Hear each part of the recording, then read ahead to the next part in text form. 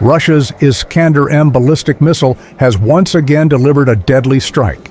This time, the target wasn't just a warehouse or a supply depot. It was one of Ukraine's critical air defense positions, the S-300 PS system in the Village of Progress, Chernihiv region. In just one strike, the guiding radar, 2 launchers, a command cabin, and 2 support vehicles were destroyed. A massive secondary explosion and fire followed, while Ukrainian evacuation teams rushed to clear what was left. The question is simple, but painful for Kyiv.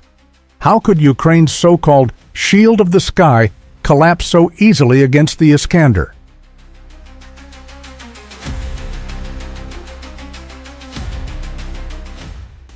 For many countries, the S-300 is a name tied to strong air defense. Developed by the Soviet Union in the 1970s, it was once a symbol of Moscow's ability to protect vital cities and bases from NATO aircraft. But Ukraine today is using the old S-300 PS variant, first deployed in the 1980s. Its radars are outdated, its ability to counter ballistic missiles is limited, and spare parts are increasingly rare. On paper, the S-300 PS looks powerful. But in reality, against a modern weapon like the Iskander-M, it's a fragile shield that can't hold up. The strike in Chernihiv proves one thing clearly. Old technology cannot survive against new generation missiles.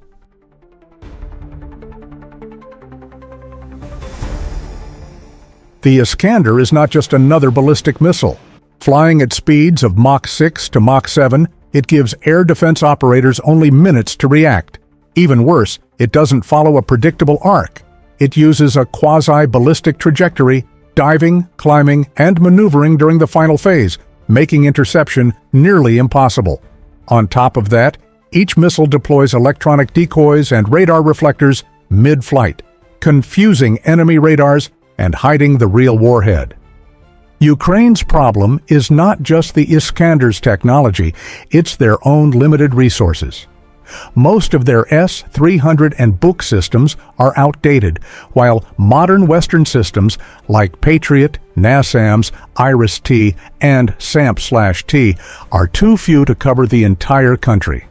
Kyiv is heavily defended, but other cities like Dnipro, Chernihiv, or Kharkiv remain wide open to attack. Then there's the cost factor.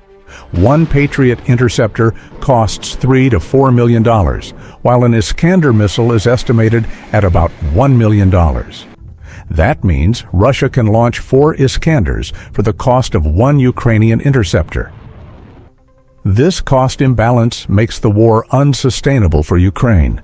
Their missile stocks run out much faster than Russia's production line.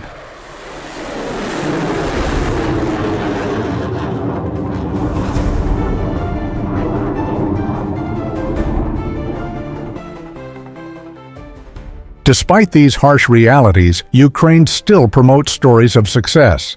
Their biggest claim? The Patriot PAC-3, shooting down a Russian hypersonic Kinzhal missile. This story became a symbol that Ukraine can beat Russia's most advanced weapons. They also point to the fact that Kyiv remains safe, protected by Patriot, IRIS-T, and NASAMS batteries. Every day, they announce interception rates of 70 to 90% against Shahed drones and Caliber cruise missiles.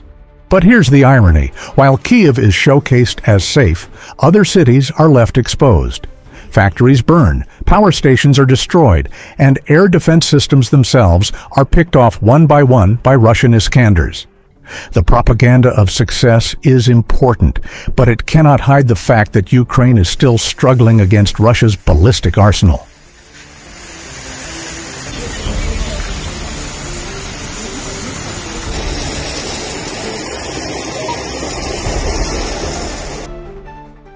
This is where things become clear. Ukraine relies heavily on the information war. When military victories are rare, propaganda becomes the most powerful weapon. Videos of drones being shot down are shared everywhere.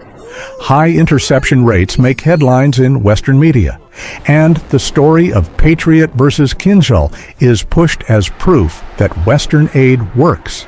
The goal is not only to lift Ukrainian morale, but also to convince NATO countries to keep sending weapons, missiles, and billions of dollars in aid.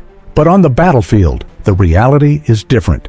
Iskanders continue to smash high-value targets, ammunition depots, radar sites, logistics hubs. The truth is simple. Russia strikes with missiles, while Ukraine fights back with narratives.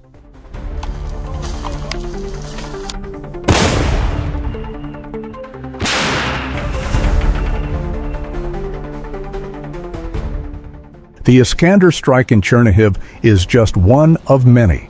Every time Ukraine loses a radar, a launcher, or a command center, its ability to protect other regions becomes weaker, and no amount of daily interception claims can change that. The harsh reality is that Ukraine currently has no real solution against the Iskander. What remains is information warfare, designed to cover up battlefield weaknesses. The real question is, how long can propaganda replace reality?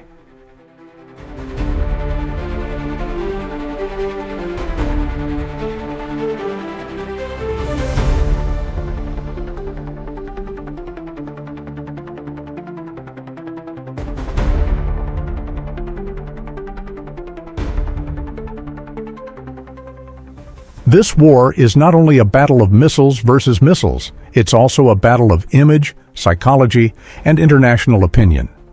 Russia uses the Iskander as both a physical weapon and a strategic tool of fear, showing off its technological edge.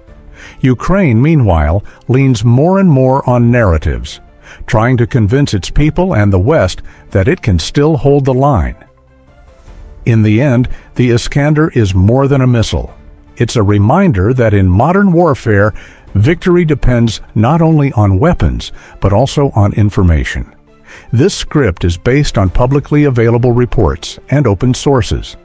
Some visuals in the video may be created with AI due to the lack of authentic battlefield footage.